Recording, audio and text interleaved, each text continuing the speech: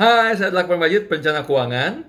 Di video kali ini kita akan bahas hikmah dan pelajaran di balik musibah kecelakaan pesawat SJ182 dan kecelakaan lainnya sebelumnya. Siap?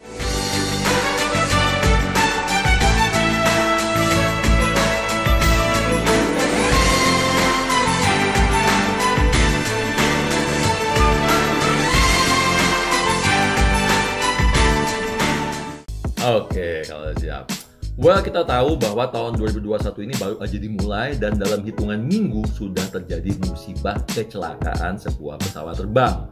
Ya, udah baca semua di berita, ya, bahkan kemudian musibah-musibah lain beruntutan seperti banjir bandang, tanah longsor, gempa dan sebagainya. Kita turut berduka, Indonesia berduka, dan khusus untuk kecelakaan pesawat terbang, dunia aviasi juga kembali berduka. Kebetulan saya juga punya license pilot, saya juga sangat berduka dengan kondisi ini.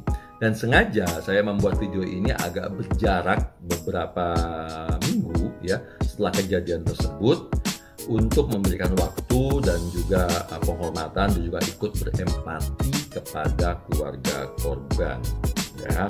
Jadi nggak buru-buru. Sebenarnya video ini udah pengen saya rilis dari awal-awal ketika kecelakaan terjadi, tapi saya menahan diri dalam rilisnya.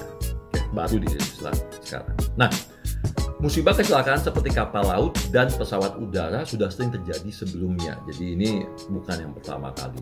Nah, lalu apa sih hikmah dan pelajaran yang bisa kita petik dari musibah kecelakaan tersebut? Ini yang akan kita bahas dalam video kali ini, agar kita dan keluarga mungkin kedepannya bisa prepare ya terhadap diri kita maupun terhadap keluarga kita. Oke, satu hal pertama yang penting untuk kita pelajari dan kita petik hikmahnya adalah bahwa pentingnya ada dana darurat. Ini penting sekali. Kita udah ngalamin kemarin ada COVID, ya, orang-orang yang survive adalah orang-orang yang punya dana darurat yang bisa bertahan hidup apabila penghasilan Anda terganggu, bisnis Anda, usaha Anda terganggu, perusahaan terganggu, sehingga menyebabkan penurunan penghasilan atau hilangnya penghasilan. Sama juga, salah satu kegunaan dari dana darurat adalah untuk kondisi emergensi. Salah satunya adalah musibah, baik kecelakaan maupun kematian. Karena kenapa? Karena untuk korban dan keluarga yang ditinggalkan, terutama untuk keluarga yang ditinggalkan, mereka dalam keadaan lagi bingung, lagi pusing, lagi kalut, lagi nggak tahu mesti mau ngapain, ya. Mereka harus menghubungi maskapai, mereka harus mengidentifikasi apakah benar jenazahnya adalah bagian dari keluarga mereka dan sebagainya. Sementara di saat yang bersamaan, mereka sudah harus prepare persiapan diri mereka maupun anak, ya, ahli waris yang lain.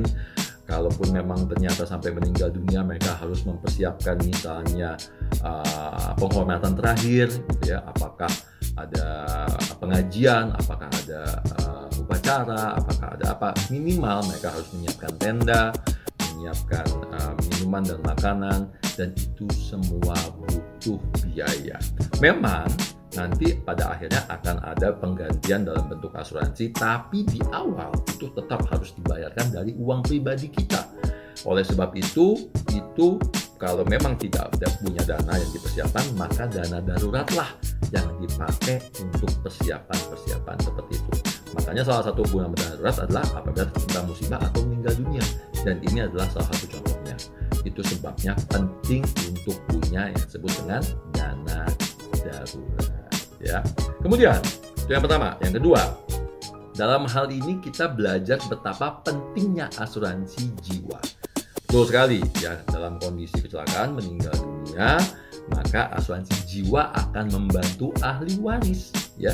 Nah, banyak sekali kita dengar cerita di mana yang meninggal dunia adalah kepala keluarga dan ada istri dan anak, terutama anaknya masih kecil-kecil sebagai ahli waris, dan mereka masih membutuhkan cukup banyak dana untuk meneruskan kehidupan mereka dan juga untuk membiayai sekolah anak misalnya. Nah, itu penting. Dan sekarang sudah banyak orang Indonesia yang sadar dan membeli asuransi jiwa. Hanya saja, nah ini penting sekali untuk dicek, ya.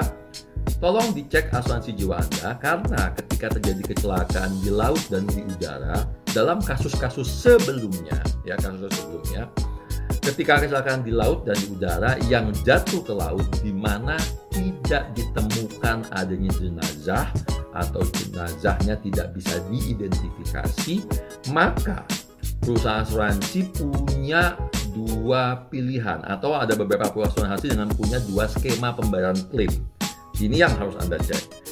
Skema klaim pertama adalah ketika Anda mengajukan klaim atas korban atau tertanggung, maka perusahaan asuransi tanpa mempertanyakan lagi, hanya mengecek dokumen dan ada surat pernyataan meninggal dunia, maka mereka akan membayarkan klaim asuransi jiwa Anda atau asuransi jiwa si korban tadi, si tertanggung tadi. Ya, itu sangat mudah, tidak terlalu banyak, tidak terlalu lama, tidak terlalu makan waktu, cepat sekali prosesnya. Itu adalah skema pertama.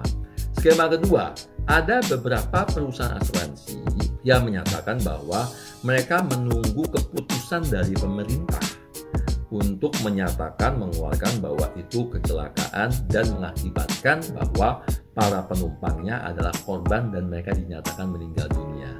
Nah, ini penting sekali karena menunggu surat pernyataan meninggal dunia dari pemerintah bisa jadi dalam waktu cepat 1, 2, 3 minggu, bisa jadi berbulan-bulan, bahkan bisa jadi bertahun-tahun ya.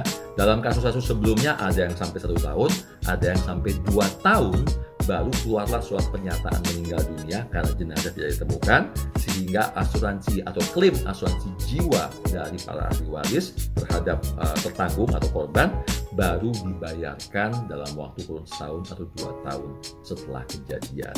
Oleh sebab itu penting buat teman-teman cek lagi asuransi jiwa Anda, apakah menggunakan skema pembayaran pertama, regardless apapun yang terjadi langsung bayar, atau harus nunggu pernyataan dulu yang menyatakan meninggal dunia baru dibayar. Oke. Berikutnya, di sini dari kejadian ini penting untuk kita mengetahui kebutuhan atau pentingnya asuransi kecelakaan. Nah, asuransi kecelakaan pun terbagi menjadi beberapa macam. Yang pertama, asuransi kecelakaan dari pemerintah. Ini biasanya menempel di tiket yang kita beli. Jadi kalau kita membeli tiket secara normal lah ya, atau yang umum gitu ya, bukan tiket gelap istilahnya ya, maka Anda sudah termasuk di dalam manifest perjalanan dari moda transportasi dan Anda akan diasuransikan. Biasanya menggunakan asuransi jasa harja. Nah, berapa besar pembayarannya sangat tergantung dari moda transportasi dan besaran premi yang Anda bayarkan atau di-charge kepada tiket Anda. Nah, itu pertama, jadi asuransi dari pemerintah. Kedua, ada juga asuransi kecelakaan yang diberikan dari operator atau maskapainya. Ya, jadi contohnya misalnya operator ini mengasuransikan juga gitu ya. Supaya apa? Biasanya kan mereka akan diminta untuk membayarkan ganti rugi dan sebagainya. Nah, oleh sebab itu biasanya pada penerbangan maka operator mengasuransikan penumpang mereka. Nah, ini juga menjadi hak Anda ahli waris untuk mendapatkan penggantian atau berupa pembayaran klaim asuransi kecelakaan dari operator dengan catatan operatornya mengasuransikan penumpang. Oke. Yang ketiga adalah asuransi kecelakaan di dalam asuransi jiwa pribadi. Nah, banyak orang membeli asuransi jiwa pribadi, kemudian jangan lupa ketika Anda beli asuransi jiwa pribadi ada yang namanya uang pertanggungan. Dan biasanya agen mengiming-imingi adalah Bapak Ibu kalau beli uang pertanggungan misalnya 100 juta, maka apabila Bapak Ibu meninggal dunia karena kecelakaan, Bapak Ibu akan mendapatkan tambahan uang pertanggungan sebesar 100% dari uang pertanggungan yang dimiliki, yang dibeli saat itu. Jadi kalau Anda punya uang pertanggungan 100 juta, maka Anda akan dapat lagi uang pertanggungan kecelakaan sebesar berapa? Sebesar 100 juta lagi, sehingga ahli waris berhak mendapatkan 2 kali lipatnya atau 200 juta. Nah, hal ini penting sekali untuk diketahui oleh ahli waris Anda atau orang-orang yang dicantumkan di dalam polis asuransi.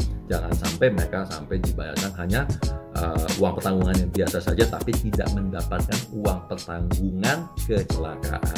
Ini sudah hal yang normal sekali biasanya di perusahaan asuransi jiwa. So tolong perhatikan baik-baik, baca polisnya, pastikan bahwa Anda pun tercover apabila terjadi kecelakaan dan Anda mendapatkan uang pertanggungan sebesar 2 kali lipat ya.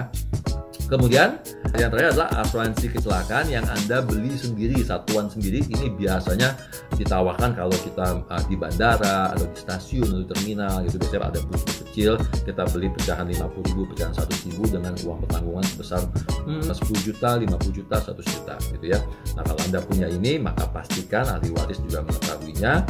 Dan makanya kalau memang Anda beli asuransi kecelakaan, pastikan memfoto sebelum Anda dan mengirimkan kepada ahli waris sebelum Anda naik ke moda transportasi tersebut, karena yang terjadi adalah apabila tidak dilakukan klaim, Anda tidak memberitahukan kepada ahli waris bahwa Anda beli asuransi itu, dan buktinya kan Anda bawa dalam kecelakaan tadi ya, buktinya terbakar, hilang, hangus, masuk ke laut, tidak bisa ditemukan, maka Anda nggak bisa klaim atau ahli waris Anda tidak bisa mengklaim asuransi tersebut. Oke. Terakhir, pentingnya manajemen risiko. Ya. Nah, manajemen risiko dalam hal ini apa? Banyak sekali cerita-cerita yang kita dengar di mana keluarga besar berpergian bersama-sama dan kemudian mengalami kecelakaan. Banyak kasus dari mulai pesawat terbang Adam Air, Lion Air, Air Asia, dan yang terakhir sekarang adalah Sriwijaya SJ182.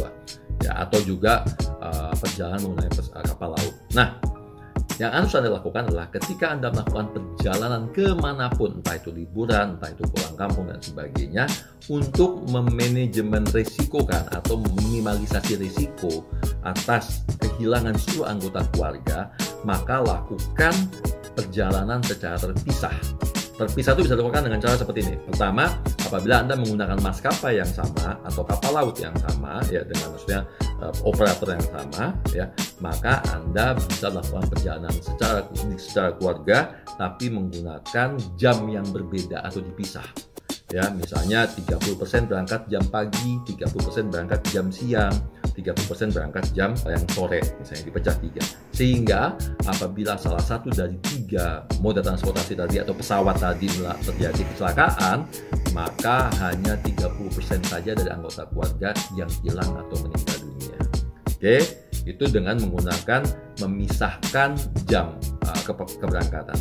Atau yang kedua, apabila Anda ingin berangkat di jam yang sama, misalnya pengen berangkat sama-sama siang hari, supaya nyampainya juga siang hari juga, maka yang harus Anda lakukan adalah Anda harus memilih maskapai yang berbeda dengan jam yang berdekatan.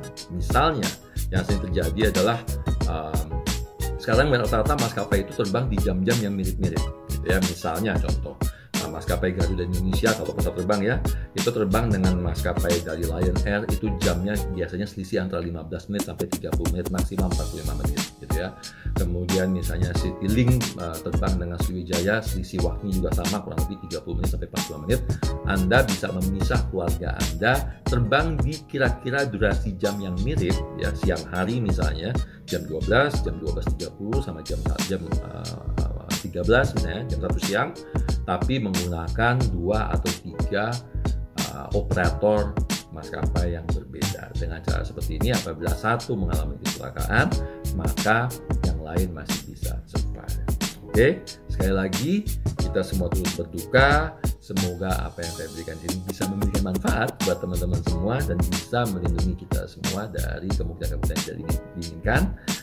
Dan apabila Anda merasa bahwa video ini bisa memberikan manfaat buat orang lain, jangan lupa untuk like, kemudian subscribe ya, kemudian bagikan ke teman-teman yang lain supaya yang lain juga bisa merasakan manfaat.